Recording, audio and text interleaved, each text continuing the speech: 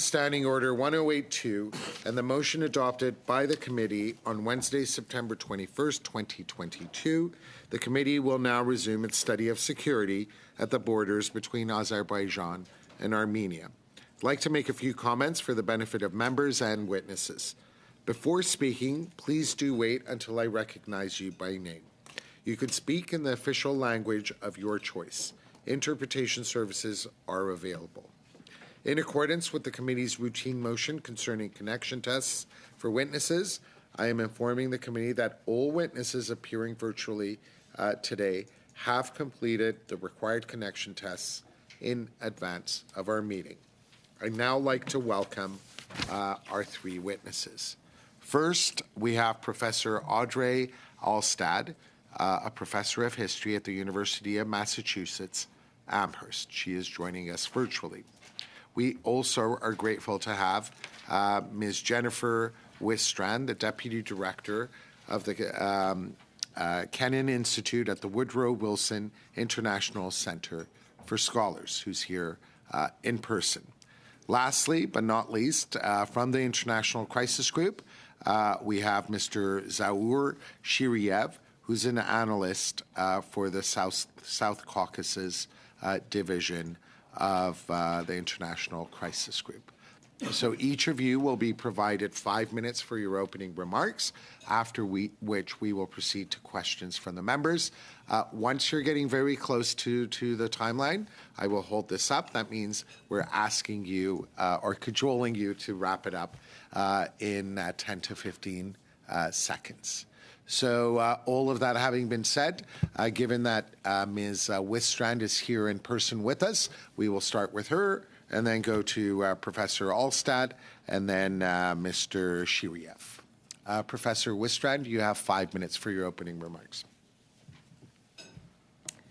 Dear members of Parliament, thank you for the invitation to appear before you today to discuss matters related to your ongoing study of security at the borders between Azerbaijan and Armenia.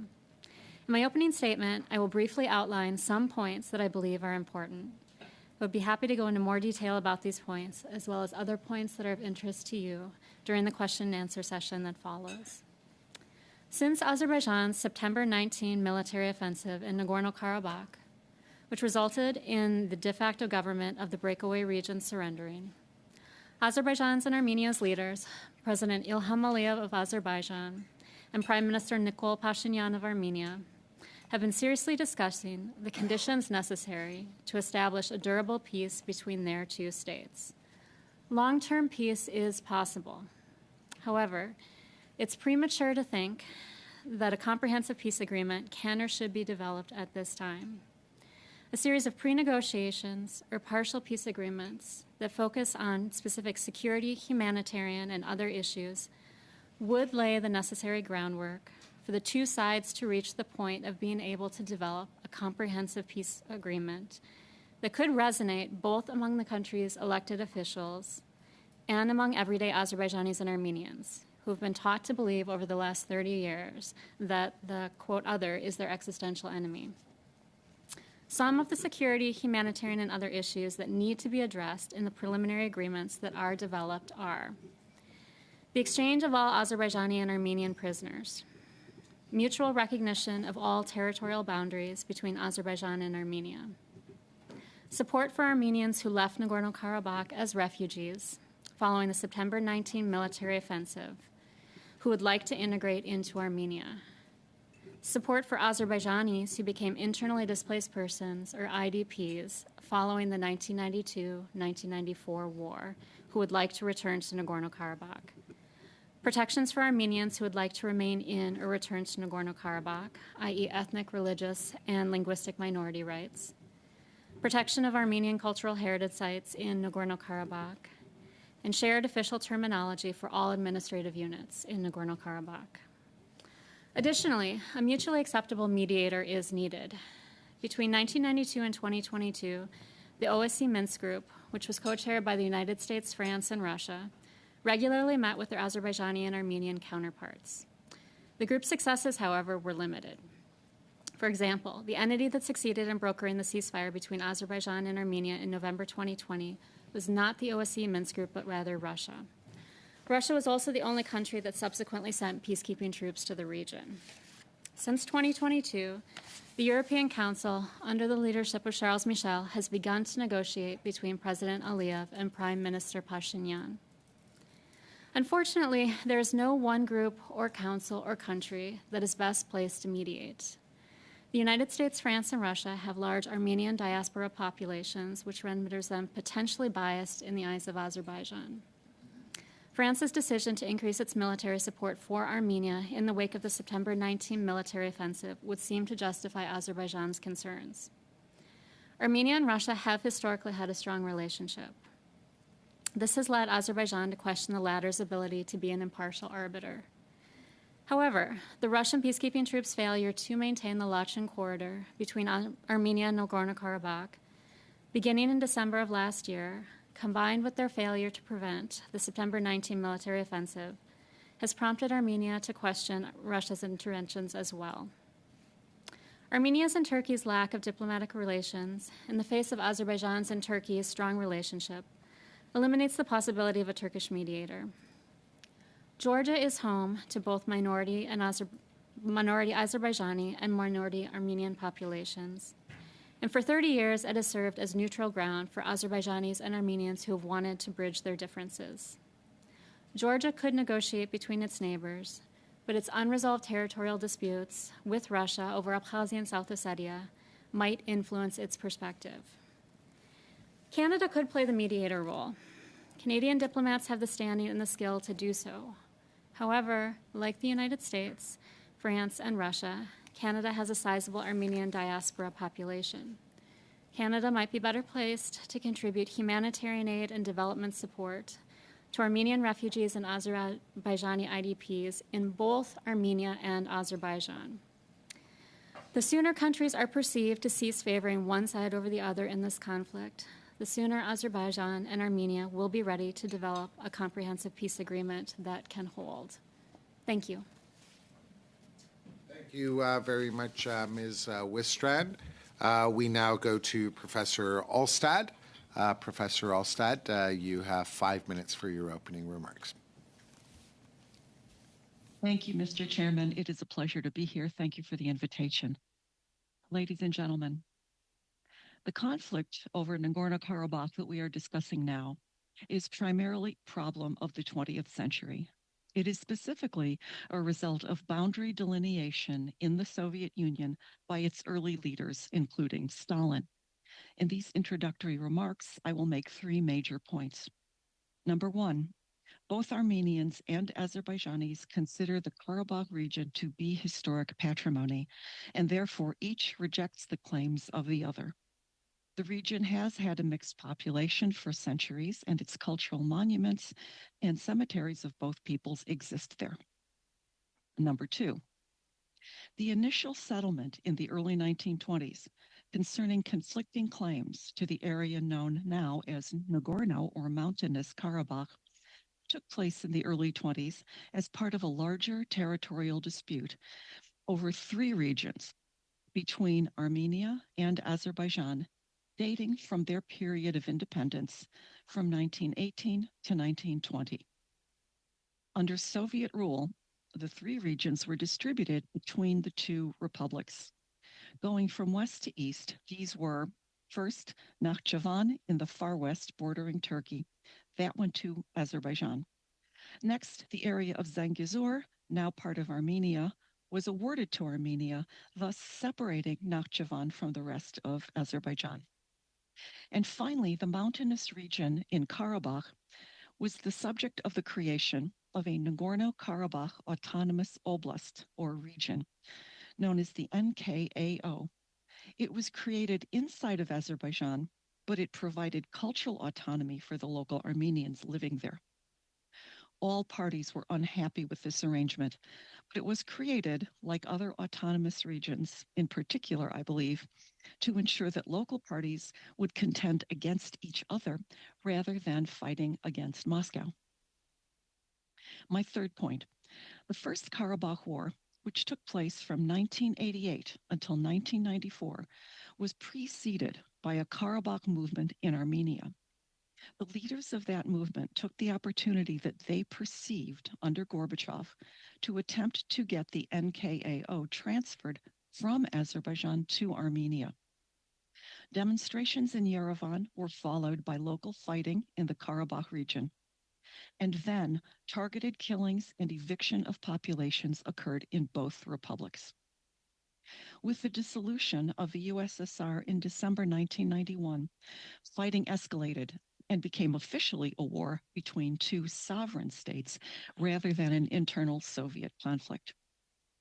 By the ceasefire of 1994, Armenian forces had successfully taken control of the Soviet creation of the NKAO, as well as the area between it and the Armenian border to the west, and a swath of territory from the NKAO south to the Iranian border, as well as some territory to the east. The total amount held by Armenian forces was 14% of Azerbaijan's territory. Azerbaijani forces were defeated, obviously, and humiliated. Sources agree that Azerbaijan lost the larger number of the 30,000 fatalities of this long conflict and about 3/4 of the 1 million displaced civilians. Despite these catastrophic losses, Azerbaijanis said, privately, if not publicly, Western governments and human rights groups did not raise a cry at that time about displaced Azerbaijanis or about ethnic cleansing, nor did they provide aid to Azerbaijan for the IDPs at that time when Azerbaijan was still a poor country.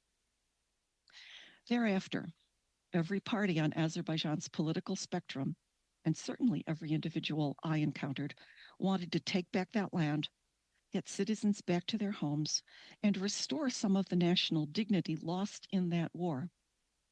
Azerbaijan was going to try to take that back. It was predictable. It was only a matter of time. Post-Soviet independence, the Azerbaijani government formed alliances with Turkey and Israel, both of whom sold it weapons systems. Turkey also provided extensive military training over years, and Azerbaijan had the oil revenues to pay for it all. Today, governments and international agencies raise human rights considerations in Azerbaijan retaking Nagorno-Karabakh, as they should and must. At the same time, Western governments and agencies know that the Azerbaijani government has an appalling human rights record toward its Azerbaijani citizens. Yet Western entities continue to do business with Baku and to put human rights and democracy on the back burner. Azerbaijanis in opposition to the government of Ilham Aliyev will say that the West has a double standard, that it cares more about the repression of Armenians than of Azerbaijanis under the same government. Even human rights activists inside Azerbaijan don't see hope coming from the West. So I would like to raise the possibility of highlighting all of the human rights abuses that are taking place in the region and thereby give hope to the human rights defenders of all nationalities. Thank you, Mr. Chairman. Thank you very much. We now go to Mr. Shiriev. Mr. Shiriev, you have 5 minutes for your opening remarks. Good afternoon, Chairman Estasi, and distinguished members of the committee. I'm deeply honored to have this opportunity to address you and discuss the ongoing issues between Azerbaijan and Armenia. Both nations' leaders are making positive public statements, signaling readiness for a peace treaty, suggesting that an agreement is near. The major stumbling block in the negotiations are now much less prevalent, particularly since Azerbaijan retaking Nagorno-Karabakh seems to bring an end to the decades-long conflict over the enclave. However, while Karabakh was the most contentious issue between Armenia and Azerbaijan, it's not the only one. But other issues like connectivity, border demarcation, and delimitation remain to be addressed, requiring the resumption of the talks. First of all, although both sides indicate readiness to sign a peace agreement soon, talks have not yet been resumed. While we cannot claim that there is no process, as both sides are exchanging draft of the peace agreement, with Armenia having shared its response to the draft with Baku on November 21st. There is an expectation of the response from Baku. This exchange keep the peace momentum going, but further actions are required. The foreign ministers responsible for the agreement's details need to engage more visibly. As we know that Baku's decreasing interest in the Western negotiation platform is noticeable, preferring bilateral talks without the third-party mediation, especially after tensions with Washington and the European Union. A strong push is necessary to resume talks and finalize the peace agreement. And secondly, connectivity has been a contentious issue, sparking various speculation that Azerbaijan could forcibly establish connectivity through Armenian territory. Baku has repeatedly denied such accusations. At present, it appears that progress is being made in defining the principles of connectivity, which include respect for sovereignty, jurisdiction, equality, and reciprocity. These could be integrated in the peace agreement, but an interstate agreement is necessary to work on connectivity and its practical implementation. Furthermore, regional players' interests cannot be overlooked. In Azerbaijan-Armenian talks, external influence often complicate matters. Russia, interpreting the 2020 ceasefire agreement, seeks control over Armenian connectivity routes, which Yerevan opposed as infringing on its sovereignty. Meanwhile, Iran opposed Azerbaijan-Armenian connectivity through Armenian southern borders.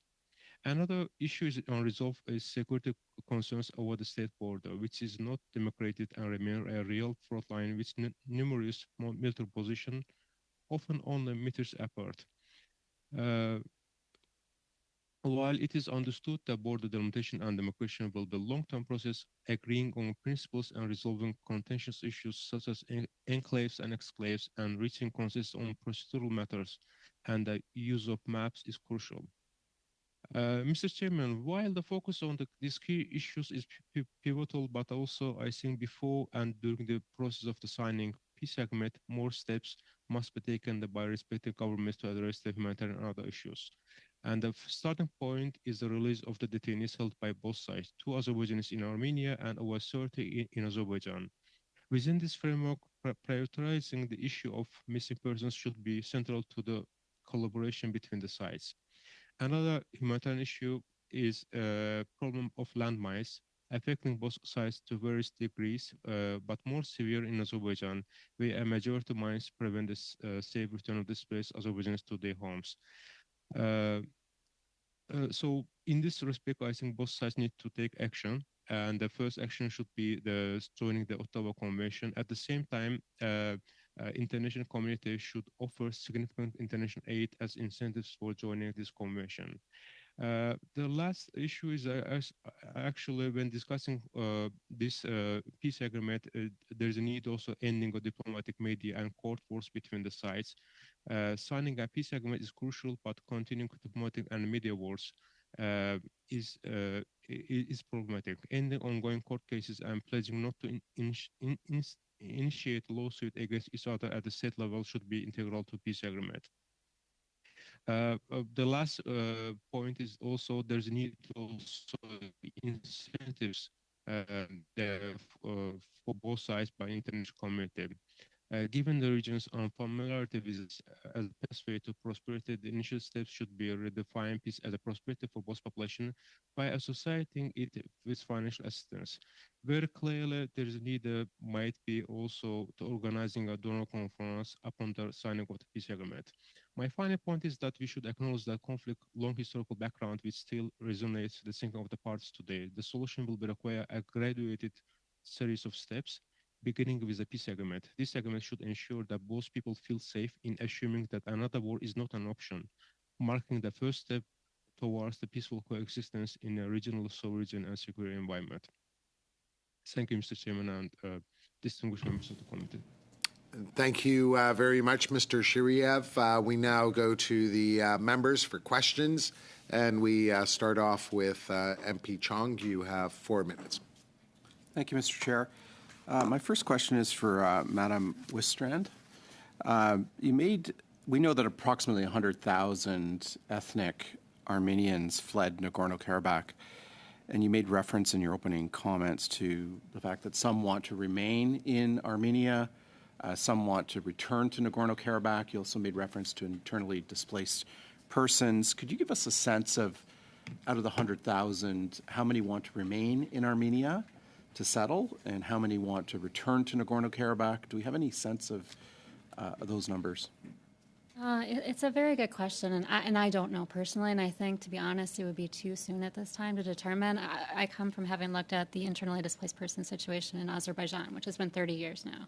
Spent 2 years there in country about 15 years ago and went back with the World Bank multiple times. And 30 years on, you still have people talking about wanting to return, but whether or not they actually would. So I would think it's comparable with the Armenian situation. And your reference to the internally displaced persons within Azerbaijan are to ethnic Azerbaijanians? Correct. Yeah, and how many of those, how many people do you estimate want to return to Nagorno-Karabakh who identify as Azerbaijani?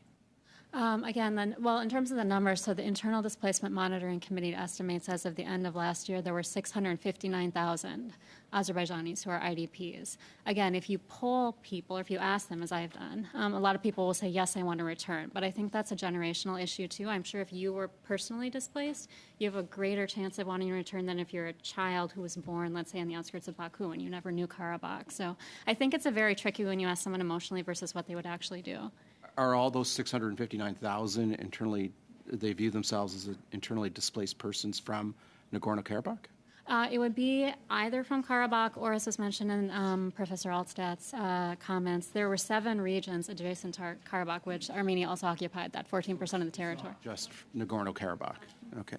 And what is the government of Armenia's, the Republic of Armenia's position on those ethnic Armenians from Nagorno-Karabakh who wish to settle permanently in the Republic of Armenia? My understanding is that they want to do everything they can to integrate people who would like to stay in Armenia. Professor Altstadt, I have a question for you. You mentioned in your opening remarks that Western governments continue to do business with Baku.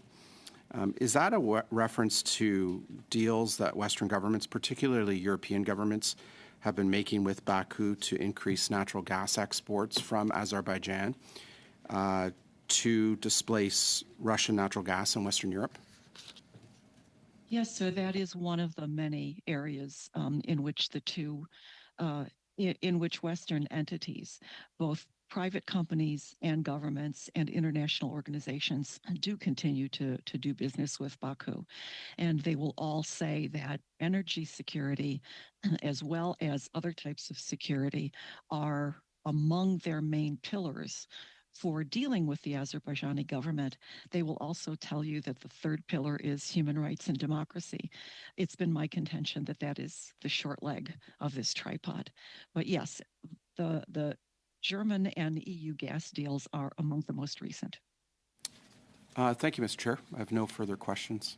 Thank you very much. We now go to MP Zuberi. You have 3 minutes. Thank you, Mr. Chair.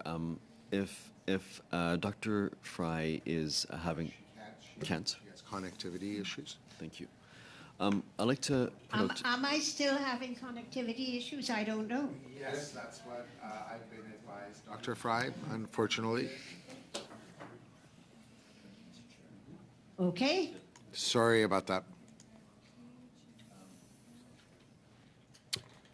Thank you, Mr. Chair. I would like to ask the witnesses what is the situation of ethnic Armenian refugees who have migrated and fled from the Nagorno-Karabakh region into Armenia. What is their current situation? And I'd put it to Ms. Westrand, given that you have an expertise in IDP, internally displaced people, and migration, and to the other witnesses also, if you want to add anything. Oh, thank you. And again, I can't speak to, I haven't been on the ground in Armenia, so I can't say over the past 2 months what's been taking place there. From what I've followed by looking at UNHCR and others, is that the government has done a very good job of taking care of people to the best they can. People are not living in tents. They've been taken into homes or other types of settlements. It's going to be the longer-term integration, though, that's going to be a difficulty. Thank you. Other witnesses? And I guess I appreciate that comment and that testimony. My next question relates to ICJ and the ruling between Azerbaijan and Armenia, and how is it being enforced? What role do the different actors have in this? And with respect to the ruling, it's being respected by both sides. Would any of the witnesses be able to comment on that?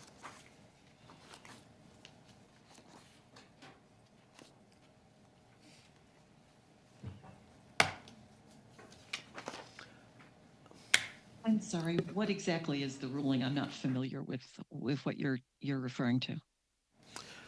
I guess if it's something that you're not so familiar with, I'll go to another point then. I'm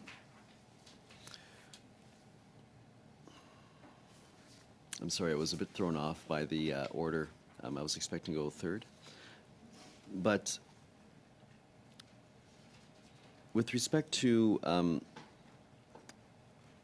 Ms. Westrand, you said in terms of the groups that were in the Minsk group, and you spoke... So sorry, Barry, you have 50 seconds. Sorry. Can you talk about Georgia and how they would be a positive actor with respect to mediation? Thank you. I think they could be a good mediator because they have essentially been a de facto mediator between the two countries for the past 30 years. You also have ethnic Armenian and ethnic Azerbaijani populations who have been long-term resident in the country, and they have peacefully coexisted there. So I think it creates the context in which Georgia could. Its biggest issue is the fact that it itself, 20% of its land is occupied by Russia, so it puts it in a precarious position. Mr. Chair, I give back the time to committee. Thank you. MP Zuberi. We next go to MP Bergeron. You have 4 minutes, sir. Merci, Monsieur le Président. Thank you, Chair. Ms. Wistrand, do you believe that the fact that 20% of the territory of Georgia is occupied by Russia explains the fact that Georgia recently refused to act as a mediator or to host mediation on its territory? If I understood the question about Georgia and why it's refusing to act in terms of mediation with respect to its territory? Est-ce que le fait que 20%... The fact that 20% of Georgian territory could be an issue that explains could it explain the fact that Georgia recently refused to act as mediator or refused to organize peace negotiations on its territory? Georgia is a complicated situation. You know, as I mentioned again, it has its ongoing disputes with Russia with respect to Abkhazia and South Ossetia, which comprises 20% of its territory. There's been discussion of the 3+3 agreement, right, between Turkey, Russia, Iran, and Azerbaijan, Georgia, Armenia. And Georgia has thus far, with the 2 meetings that have taken place, recused itself and not wanted to participate. And I think it is because it feels, why should it have to be subject to Russia being a party of a 6-party talk when Russia's not freely negotiating with it? So I think Georgia could effectively work as a mediator with Azerbaijan and Armenia, but again, it's going to constantly have that pressure of, you know, if it missteps, is Russia going to somehow, because there's already a creeping occupation going on with Russia. Madame McPherson et moi-même avons eu le privilège. Ms. McPherson and I had the privilege of going to Armenia recently, and we met some refugees coming from Nagorno-Karabakh, and unanimously, the people that we met wanted to go back to Karabakh. In the meantime, there are about 3 issues that are concerning. First of all, the cultural sites, cultural and heritage sites, their protection. How do we ensure that protection until we reach a peace deal? Thirdly, how do we make sure that the residents, the areas are not occupied, making their return impossible? How do we allow the refugees to temporarily go find or get their important documents, their pets, things they may have left behind them as they rushed out? Yes, these are all excellent points. With respect to cultural sites, I think that both sides, both Azerbaijan and Armenia, would be in agreement that cultural sites need to be protected. For the past 30 years, Azerbaijanis have wanted to make sure that their cultural sites in Shusha and other areas are protected. So I think that that would be absolutely something that they would be upheld to, protecting Armenian cultural sites. With respect to residents being able to return and collect their belongings, I think that Azerbaijan would want that because they didn't have that when that happened. As Professor Elst had mentioned, 30 years ago when this 659,000 people were pushed out, they were not able to go back and to collect their belongings. So I think if it was emphasized, that yes, allow the Armenians to go back and collect their belongings, that should be something that's part of any type of negotiated peace agreement, certainly with documents. The more trickier question is in housing, right? Azerbaijanis were forced out 30 years ago. A lot of them would like to return. Now you have Armenians that would like to return. What are you going to do when you've got two sets of people claiming the right to live in the same place? That's where I think a peace settlement is going to take a much longer time to adjudicate. But the immediacy of documents, absolutely. Cultural sites, that can be, I think, more quickly attested to. Thank you. I'm afraid you're out of time. Happy Bergeron. Président, du fait que j'ai dû Mr. Chair, I had to repeat my first question. 4 minutes and 12 seconds. 4 minutes for each member. Yeah, but I had to repeat my first question because it wasn't understood by the witness. I think we could give unanimous consent. Very short on time.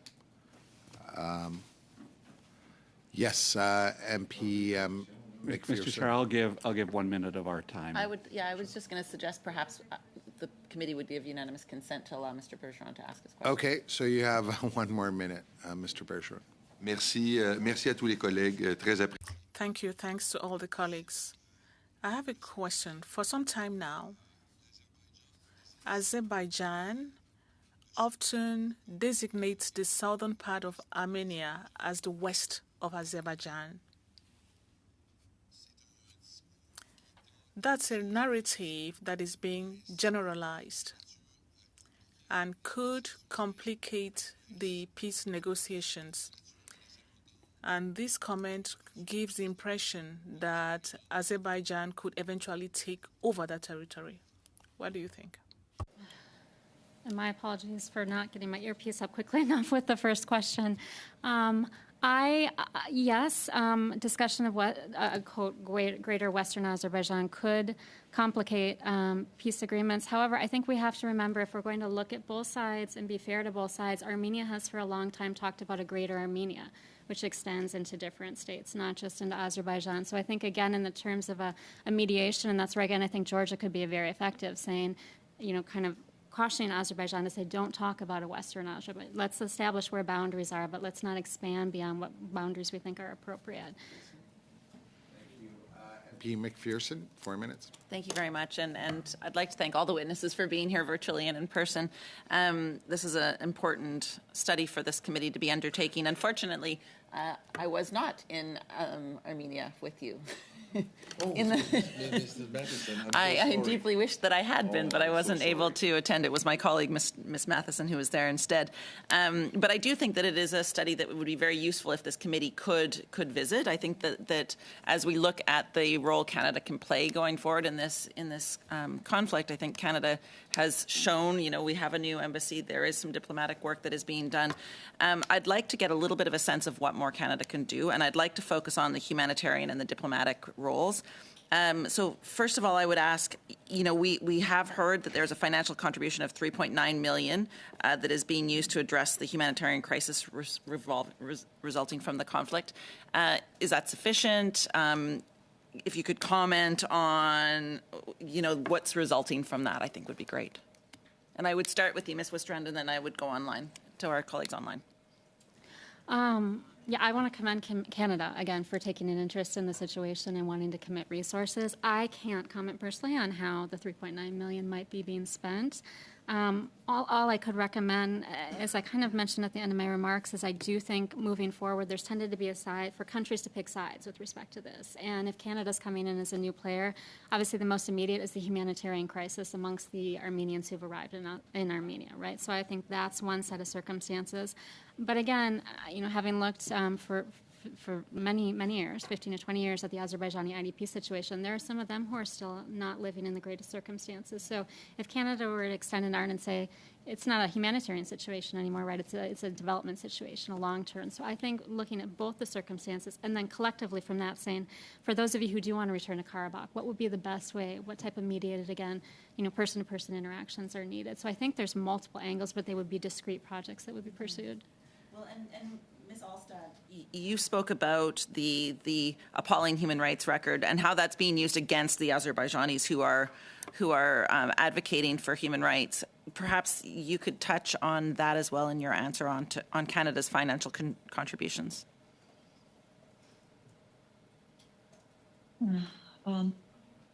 Like Ms. Wistrand, I wouldn't be able to assess the amount of money that where it will go, what's needed. I would suggest very careful oversight and accountability, naturally, given this situation.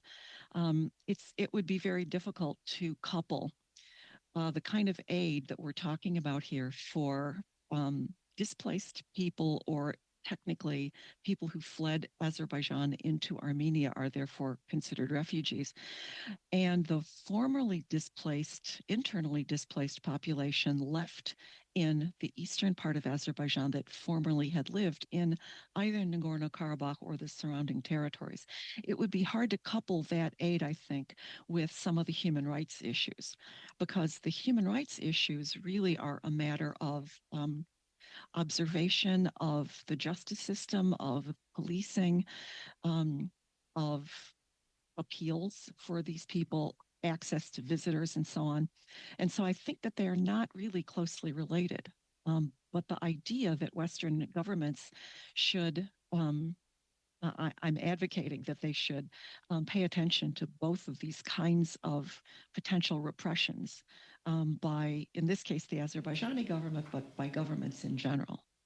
I would just point out that our feminist international assistance policy does have pillars that talk about justice and some of the human rights issues. So when we look at a feminist foreign policy, a feminist international assistance policy, I do think that there is some overlap on that, and Canada can play a meaningful role. I wonder if I could just very quickly ask if... Oh. Sorry, you're over 4 minutes. Thank you. MP McPherson. So we go to the second round, 3 minutes for you, MP Epp. The floor is yours. Thank you, Mr. Chair. Thank you to the witnesses. Lasting peace. I'm going to a durable peace. I'm going to start with you, Ms. Wistrand. It seems that over the past 100 years, whichever party has had the upper hand has obviously dominated the territory and then caused a migration of flows. And you outlined in your testimony certain steps, at least interim steps, to try and get to a point to discuss a lasting peace. So a bit of a two-part question. When was the last time there was either stability or lasting peace? I know stability was perhaps in that time period of the Soviet time period, but was that an enforced stability by a stronger third hand? Was there a pre-1920s period of stability? And what was that based on, territory or peoples?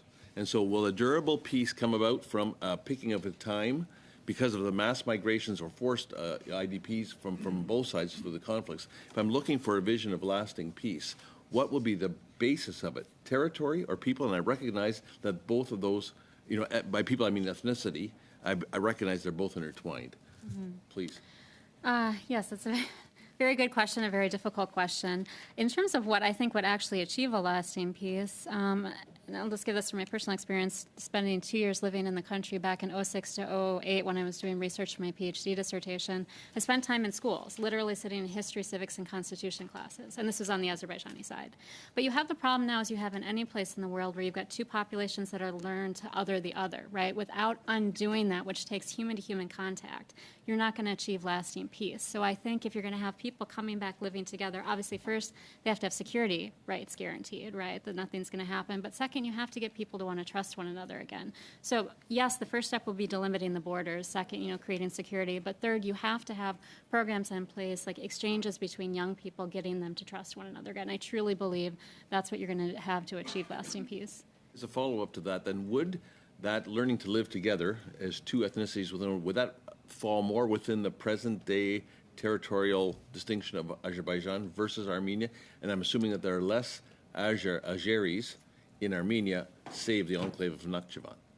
So is most of that work going to have to occur inside of present-day Azerbaijan, or will it be in both countries? I think given the advent of social media, right, and the fact that young people in either country can be accessing and then can be communicating with anyone anywhere, I think it's going to take place in both countries. I really do think it's a whole of society perspective. And just to go back to your earlier question, when did you have a period when you had peace? And I would defer to my colleague, Professor Alstad, the historian. But if you do look back, as she underscored, and I've looked at maps going back 150 years produced by German, British, American, all these different types of cartographers. If you look at the place names, it's majority Armenian, but there are parts where you do have standing Azerbaijani communities, right? So the two groups have historically lived in the past and they weren't warring. So I think when you had this delimitation in the 20th century of borders and this hardening of ethnic identities, that's what laid the preconditions for the problems we have. So I do think it is more person to person, but it's not just going to take place on the Azerbaijani side. It's going to be the Armenian side as well. The Madam Allstott as well, but I don't. MP Epp. So we next go to MP Oliphant. 3 minutes. Thank you, Mr. Chair. And to thank all the witnesses, I need an hour with each of you. Ms. Wistrand, you raised 8 issues that I found very helpful. Every one of them is an hour. And I just want to focus on a couple of them. You talked about the exchange of prisoners. Does Armenia actually have prisoners of war from Azerbaijan? And does Azerbaijan have prisoners of war? And I understand sometimes they call them criminals because of previous offenses. What is the state of the prisoners? Yeah, it's a very good question, and the most I know is by looking at Red Cross or other documents that come out. My understanding is both sides do have some prisoners. As to whether they call them criminals, I would say more calling them prisoners, but my understanding is it's both sides. On the issues of return, refugees, as Mr. Chang said, some will want very much to return from Armenia to Nagorno-Karabakh. There are some 600,000 Azeris who feel that they want to return, Azerbaijanis. Is this possible in your sense? Is there an ability for Azerbaijan to manage all of that complexity? It's a very good question. I think it'd be extremely difficult. I mean, if you go back to the Soviet period, which again my colleague Professor Alstad, the historian, would underscore as well. If you look at the North Caucasus, when during the World War II period, right, the Soviets manipulated those borders, moved populations which are still trying to come back and peacefully integrate. So you would have a similar situation, two populations claiming the same territory, literally sometimes the same home. So that's why I think as much as it would be wonderful if the two countries themselves could work it out, it would be helpful to have a mediating group. To the mediator, you mentioned nobody's working out right now. People are biased. Any out-of-the-box thinking on a mediator, someone who is not in the EU, does not have a large Armenian diaspora, someone completely out of this? Norway or... Yeah. I'm just trying to think, should we be trying to find someone who is an unusual player in this? Yeah, it's a very good question. I was racking my brain for that as well. I was thinking, would Australia perhaps be, or I was, again, from having been in Azerbaijan, the last time I was there, I saw some Japanese development projects that were taking place. Could Japan somehow be positioned? I don't know. I think it's, thus far, so many countries have either lined up on one side or the other, or again, because of the percentage of their diaspora population, it makes it very tricky for either side to perceive a neutrality. Answer it on Nakhchivan. Should we be watching this? Someone talked about connectivity earlier. Is that connectivity at risk at all? Is there potential conflict there, or should we relax about that? Yeah, again, I know a lot of people have talked about the concern about a Western Azerbaijan and the Zangezur corridor. And I defer to my colleagues, the other witnesses. I personally don't see Azerbaijan wanting to militarily do an incursion. They've spent 30 years with people occupying their territory and not respecting international law. I don't see why they would then want to flip it and be the Thank you. We now go to MP Bergeron. You have a minute and a half. Merci, Monsieur le Président. Thank you, Chair. Since the 2020 war, there's been many incursions by Azerbaijan into Armenian sovereign territory. I understand that we are talking about something that's esoteric, given that the boundary is not properly defined between the two countries. But there have been offensives that had led to incursions on what should be Armenian territory.